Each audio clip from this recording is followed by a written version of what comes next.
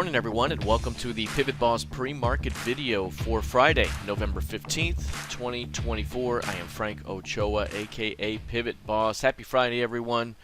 Here's a look at the ES in the daily time frame. We had steady selling pressure throughout the day yesterday, but really late in the session, this thing really dropped off and broke down out of a narrow 4-day range.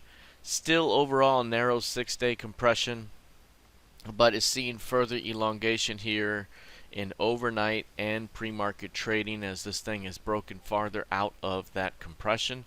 One of the things we mentioned before is that we've developed a range near the highs here of the recent rally, and that could lead to a little bit of a pullback. Whatever pullback we do get, though, could still be a buying opportunity down the way for a continuation into the end of the quarter. How much pullback do we get? We'll see here. But with a 4-day or 5-day compression, we could be looking at 150 to 200 points of range. Let's make this a 5-day right there. That's a 5-day compression right there, and you can see 205 points would be about average. The average has been skewed because of this massive move here, but somewhere in the 150 to 180 point zone could easily be in play as well. 200 points is not undoable. It's definitely doable. So we could be looking at a push that takes us to about 200 points. And if we're looking from the top end of the range, 60.25, that could be a move that takes us to 58.25.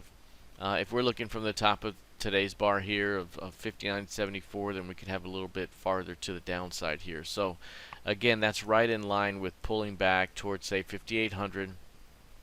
And then from 5,800, can we get a rally into 6,200 by the end of the year? That's going to be something to keep an eye on here for the ES. From an intraday perspective here, still downtrending over the last few days, and any morning pullback could still be sold until proven otherwise. We're looking for at least 50 to 55 points of range today, and currently we have 43.5 points of range and 65% of ADR. So still plenty of range to be seen here up ahead. Still trending down until a strong load develops. Looking at the NQ here, the NQ's lost 0.9% already heading into the RTH Open.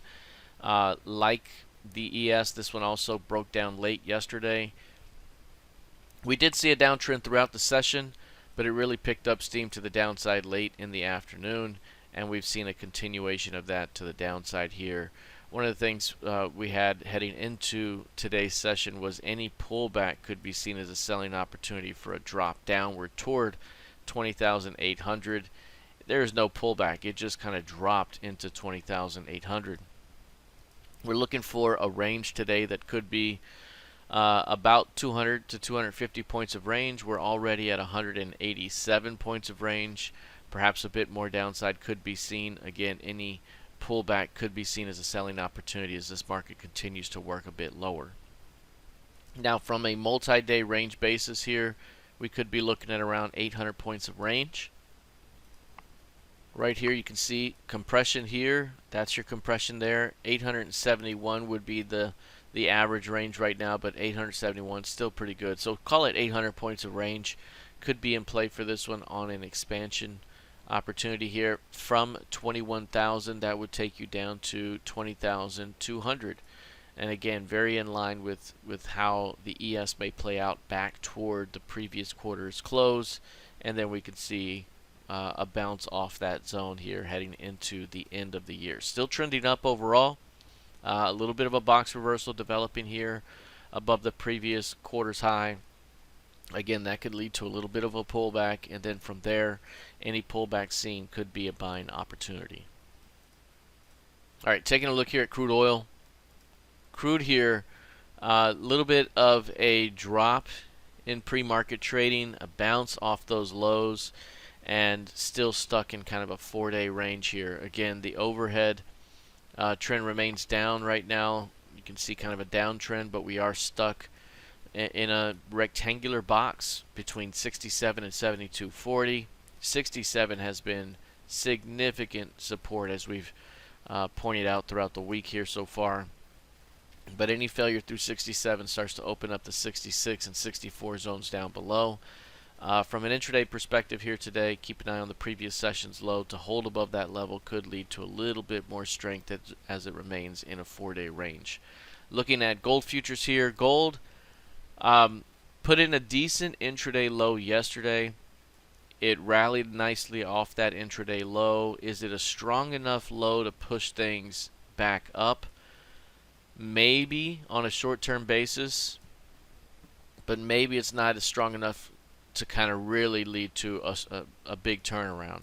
Instead, it could lead to a near-term bounce. That near-term bounce could be sold, and we could continue to see a downward price discovery phase. So still trending down. We still have the previous quarter's midpoint that could be in play as well. The YM right now showing some weakness here in overnight trading. A little bit of a bounce around 2 a.m. But you can see right here, again, very similar to the ES and the NQ.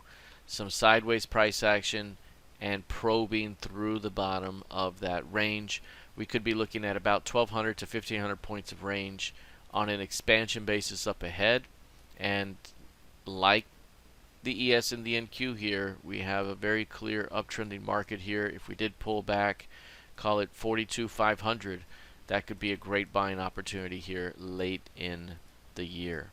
Looking at Bitcoin up 3% right now, 3% and staying above 90,000 at the moment.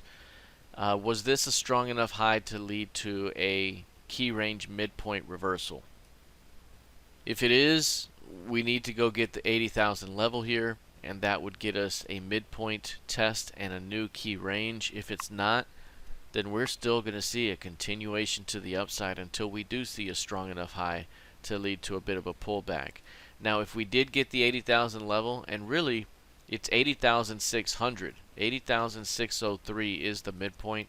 If we got that level, then it points to about 121,000 up above. 121K would be the 100% key range target, which means if we pull back to 80,000 here, 80,000 to 120 could be the next 50% return out of Bitcoin. Can we build that key range, and can we work our way toward that target sometime in Q1? That's the big question right there.